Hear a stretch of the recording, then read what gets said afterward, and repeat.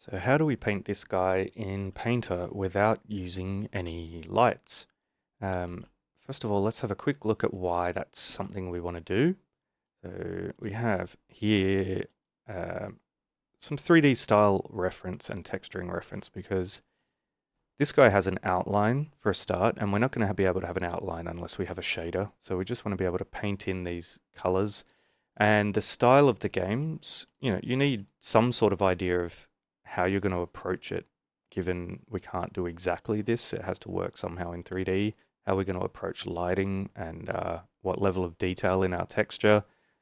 So these guys are examples I picked up earlier that you've seen on our Pinterest board and that I've linked to in our assessment of potential stylistic approaches.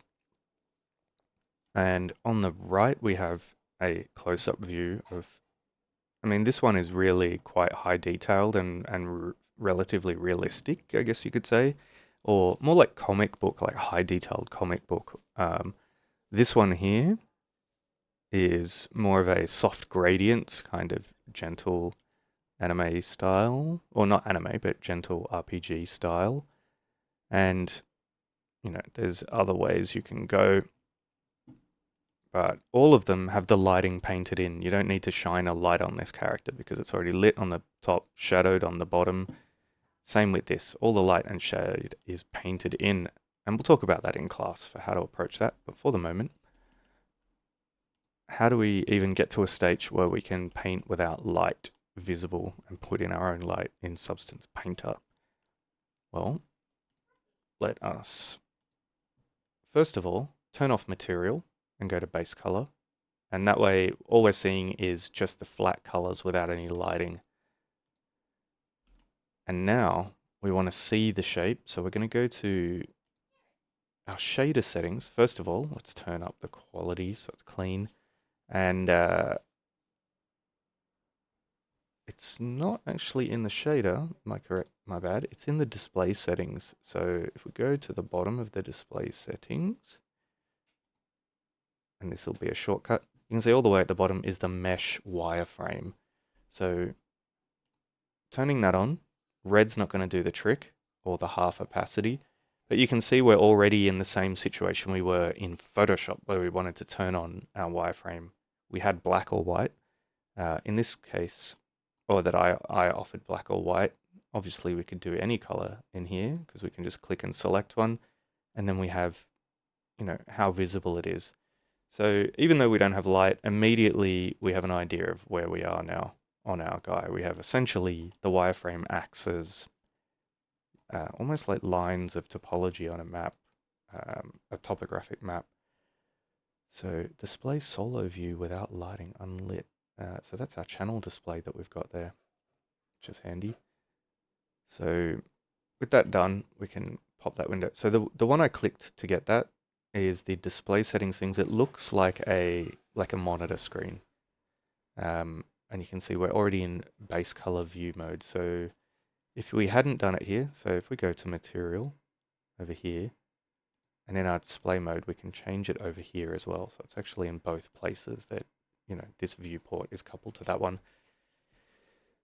One more thing while we're in this view, I mean, the goal here is to benefit from being able to paint in 3D directly on the model, but at the same time, we can check our UVs and we can paint directly onto our texture. So up here we have our different views we're in, perspective view, but here, this one, and I think this is also in under, no, anyway, this is 3D, 2D, 3D only, or 2D only. So if we go to 2D only, there's our same view that we had in Photoshop.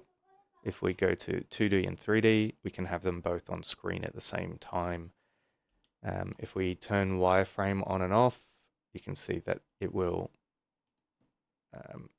hide it in both views.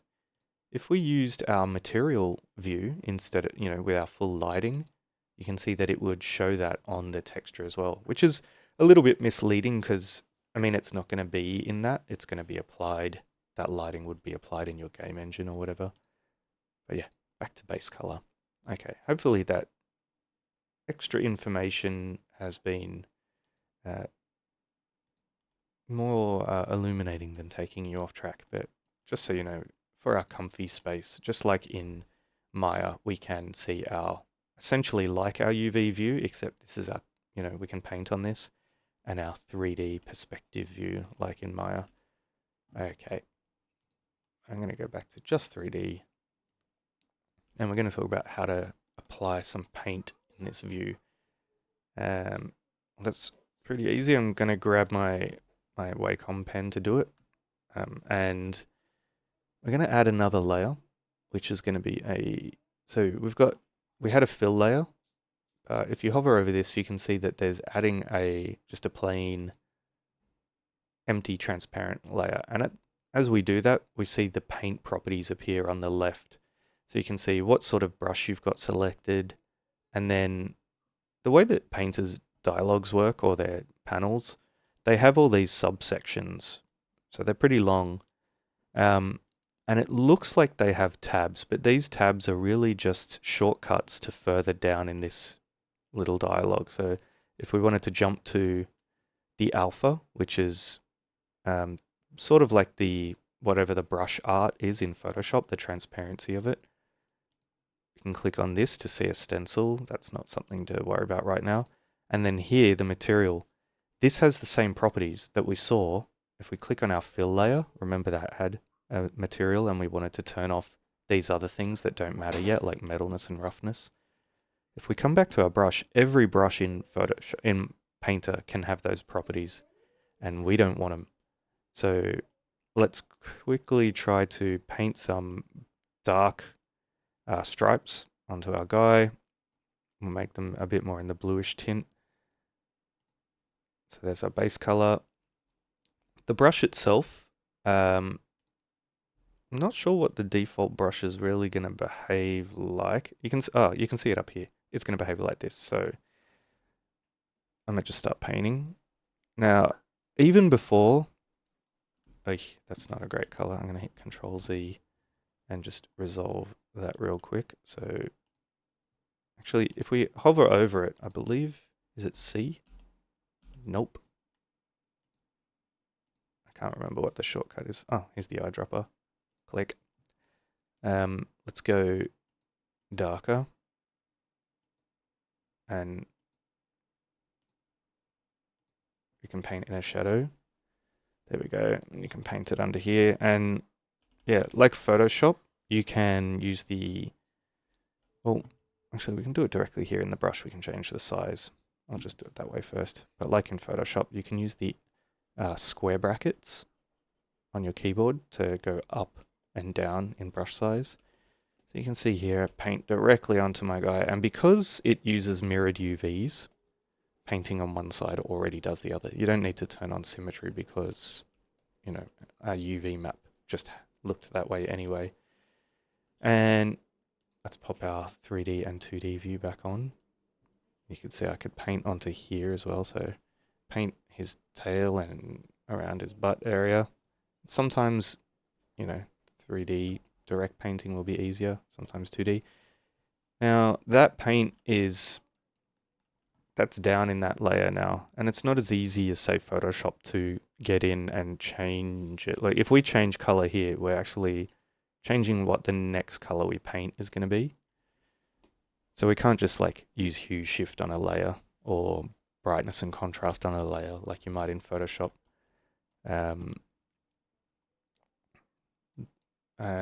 You can apply like a filter on top of it that can do some of that stuff, but it'll affect the whole layer. So generally speaking, we'd probably like to make use of what we did in Photoshop, where instead of painting a color directly on it and having to live with it, maybe instead we paint gray in there. So I'm going to, I wonder, can I just erase everything in that layer?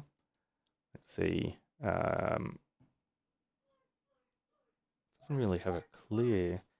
I'm just going to do a bunch of Control Z. Get back to before that. Oh, you could use an eraser as well. So here is an eraser, and you could rub it out if you wanted to that way. But there we go. I've undone hold on, let me just close my door for 1 second.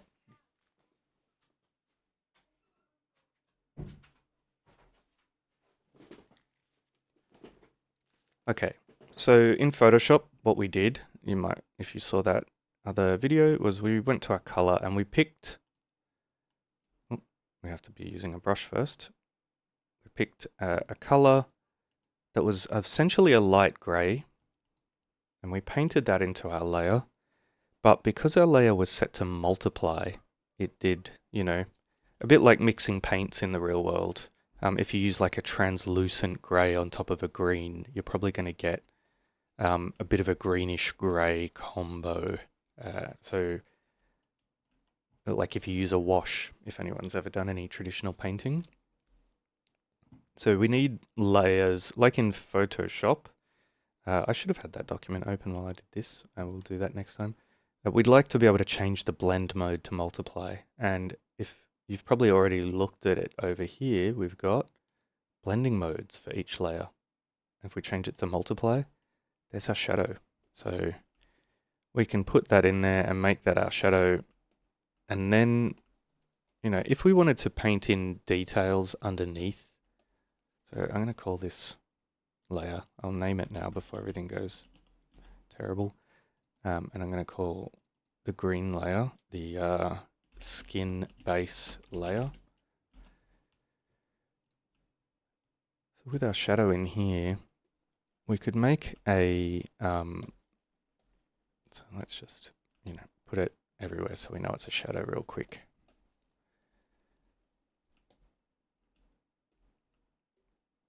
And I might use my brush to, oops, hang on, why didn't that work?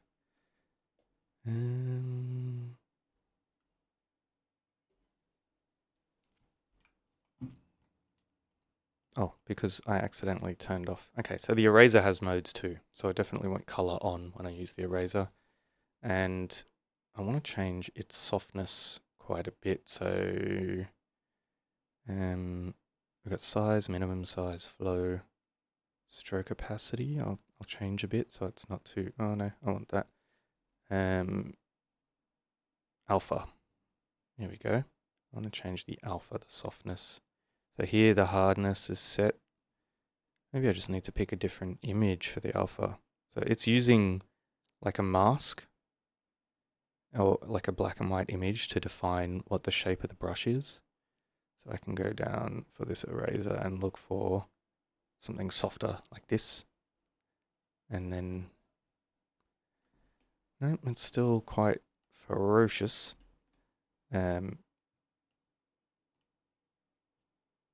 Well, what if I was to pick a different brush? So this is where we can go to the window. Oh, actually, before we do that, let's call it okay with this before we distract ourselves with our material. We've painted in our shadow.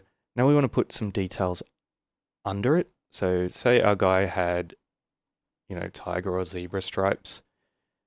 You could paint it into the skin base layer, or you could paint it into like a detailing layer above it. So I might just make one more, and I'm going to call it patterns, or like let's call it camo pattern. And in here, I'm going to pick, again, I'm going to make this a multiply layer because I want to be able to paint in my pattern without having to think, oh no, you know what, let's just make it normal and we'll color pick from here. We want to paint, we'll start with our green and we want to go into like a warm dark color. No, a cold dark color. And I'm just going to paint it in here and see how when I paint between the skin and the shadow's up here multiplying over the top. So anything I do here, not in the shadow, if I paint in the camo pattern, it's, you know, happily in between the shadow and the mid-tone. And if you wanted to put some light, then you would make another layer and you would make it a screen layer. And that sort of does the opposite of what multiply does. Any color you add now, and you'll see if I paint into it, so we'll call it light. It's gonna jack up the brightness of the color underneath. So I'm painting at the moment with that dark green. If I painted with, say, white, it would, completely override it. But if I painted with sort of a dark gray, that's going to be added on top of it as a brightener. So if we used a slightly brighter color, that's going to brighten it even more. So that's sort of how it works. You don't have to use it in that way. You could always, instead of that, you could use a sort of a normal mode, but very translucent, and then paint some, like sunny yellow in there. And then you can think about it more like the color you're painting, right? It's just a bit of transparency. So, 1 second. I'll make it a bit bigger. Yeah, so if I'm painting that yellow in there, if I made that layer fully opaque, it would be, I'm painting that color in, but I'm just making it a bit transparent here with this transparency slider. That's another way to do it. You can use both. You can make it transparent and also use the screen mode, and then, change its opacity as well as how it screens over the top. Any old way you want. And so you can build up your character through light and shadow and still go in. So if we put some light on top of the eye, on top of the head, on top of the legs, on top of the fat on the side, make him a charming chunky boy. On top of the toes. Right, we've got some light in there and it's starting to look like a character a little bit. Oops, that's a bit much. But yeah, I'm not even using the Wacom now. I'm just like smashing away with the thing with the opacity though is if you set the overall opacity, you can't really get brighter here. I guess you could, we could use a higher yellow and do it that way.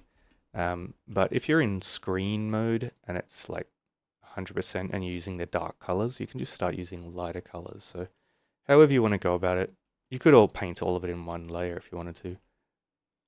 We can turn off our wireframe and have a look at what we've got. It's starting to turn into a dude. So the idea is you keep painting and gradually you want to start turning off your wireframe like this. That's a good technique. And as you turn it down, you realize, oh, I need more contrast. I need more in the character because he's disappearing. So you might start to outline around the eyes, put in some actual eye coloring. And so if we went a new layer and put it down here underneath the shadow and went for like the full-on eye yellowy orange color. This is a fully 100% opaque layer and it's on normal mode. Now, if we painted straight in here, I'm going to get paint on there and on the rest of my guy as well, and it's a bit tricky. Let me change that to a darker ready color. So this is where our 2D can come in handy because we can just zoom in over here. I'm using the same controls as I would in this panel with Alt and like middle mouse to pan it. And if I just paint in here, I'm painting on, oops, you can see I've gone over there a bit, so I might get a bit smaller. I can just paint in here, and if it starts to overlap anywhere, I'm gonna pick up the eraser, go over here, make my brush even a bit smaller, and just clean that up. And go back to my brush, make it a bit smaller, and just paint up the edges here.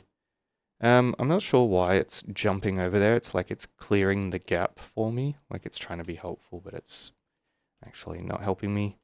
Another way we could do it is instead of doing all that, we can just change painting mode. So right now we're painting with the paintbrush, but down here we've got polygon fill. So I'm going to say I want to fill, let's try just filling, I don't want to fill the whole mesh.